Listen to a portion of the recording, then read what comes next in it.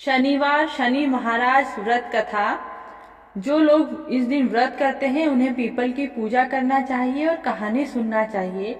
और इस दिन मिट्टी, घी, तेल, कोयला, लोहा, लकड़ी और नमक भी बाजार से नहीं लाना चाहिए। एक ब्राह्मण था, उसके सपने में कोई व्यक्ति नीला कपड़ा पहने और नीले घोड़े पर सवार होके आता और उससे कहता, हे ब्राह्मण, मैं थारे लागू।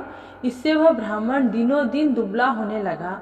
तब ब्राह्मणी बोली कि हे देवता, मैं तुमको रोज अच्छा अच्छा खिलाती हूँ, पिलाती हूँ, फिर भी तुम दुबले क्यों हो रहे हो?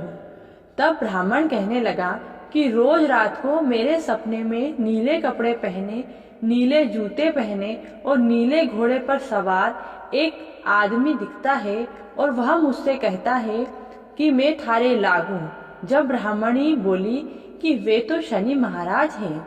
वे अब फिर से बोले तो आप बोल देना कि सवा पहर से ज्यादा मत लगना, मुझसे कष्ट नहीं झेला जाता। जब रात को शनि महाराज सपने में आए तो ब्राह्मण से बोले, ब्राह्मण देवता, मैं थारे लागू? तो ब्राह्मण बोला, हाँ महाराज लागो। तब शनि जी बोले, कितना, 7.5 बरस? तो ब्राह्मण बोला, नहीं महाराज।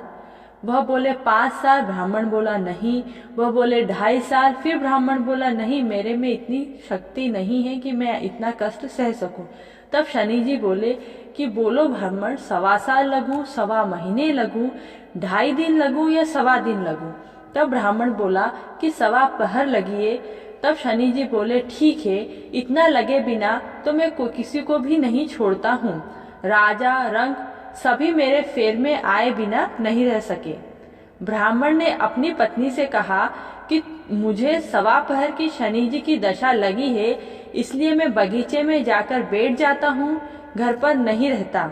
2 सोने के टके मुझे दे दो, ये पैसे मेरे बुरे वक्त में काम आएंगे। तुम घर पर ही रहना, किसी से झगड़ा मत करना, बच्चों को बाहर मत निकालना। मैं तो जंगल में जाकर नहा धोकर शनि जी की पूजा करूं, कहानी करता हूँ और समय निकल जाने पर वापस आ जाऊंगा। ब्राह्मण तो जंगल में जाकर पीपल के नीचे बैठ गए और भजन करने लगे। उसमें 1 पहर बीत गया। अब उसने विचार किया कि थोड़ी देर रास्ते में बीत जाएगी, इसलिए वह घर जाने के लिए निकल पड़ा। इधर शनि महाराज जी ने रास्ते में नदी किनारे तरबूज की बाड़ी लगा दी।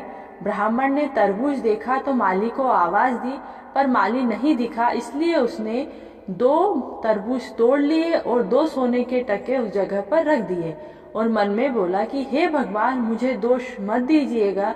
घर पर बच्चे भूखे बैठे हैं, उनके लिए मैंने तरबूज तोड़े हैं और 2 टके रख दिए हैं। ब्राह्मण ने दोनों तरबूज बगल में रखे और आगे निकल गए। शनि महाराज ने सिपाही का वेश धारण किया और ब्राह्मण से पूछा कि तेरे बगल में क्या है? तब ब्राह्मण बोला कि तरबूज। तो सिपाही बोला, खोल के बता। देखा तो राजा के कंवर के लहू से भरे मुंह निकले। राजा के कंवर मिल नहीं रहे थे और तेरे पास दोनों के मुंह निकले। चल राजा के पास। ऐसा कहकर ब्राह्मण को पकड़कर राजा के पास ले गया। सिपाही राजा से कहने लगा कि दोनों ही राजकुमार के मरे हुए मुंह इस ब्राह्मण के पास निकले हैं, बगल में लेकर घूम रहा था। तब राजा बोला कि इसको यहाँ से ले जाओ और सूली पर चढ़ा दो। ब्राह्मण ने सिपाहियों को बोला कि आपको मुझे मारना है तो मार देना, पर आज शनिवार है, मुझे शनि महाराज की पहले पूजा करने दीजिए, कहानी सुन लेने दीजिए, उसके बाद में आप मुझे मार देना। सिपाही बोले ठीक है और उन्होंने उसे पूजा करने दी। इतने में 1.25 प्रहर बीत गया।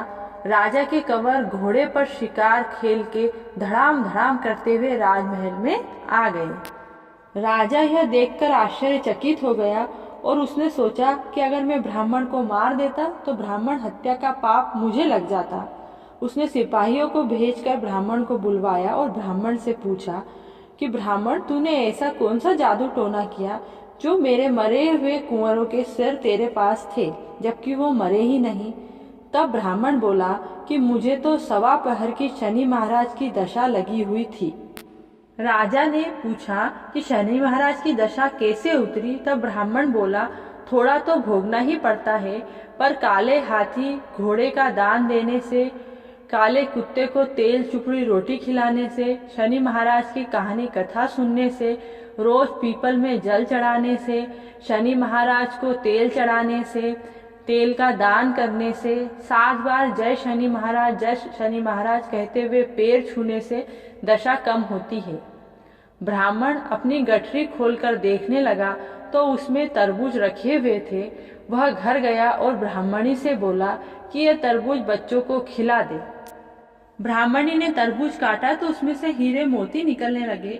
उसने आश्चर्य से ब्राह्मण से पूछा कि स्वामी, इसमें से हीरे मोती कहाँ से निकल रहे हैं? तब ब्राह्मण ने पूरी कथा ब्राह्मणी को सुनाई और बोला कि ब्राह्मणी, मेरी 1.25 पहर की शनि महाराज की दशा अब समाप्त हो गई। अब शनि महाराज मुझसे प्रसन्न हैं, इसीलिए वह हीरे मोती हमें दे रहे हैं। हे शनि महाराज, ऐसी दशा किसी को भी मत देना, सब पर अपना आशीर्वाद सदैव बनाए रखना। शनि महाराज की जय।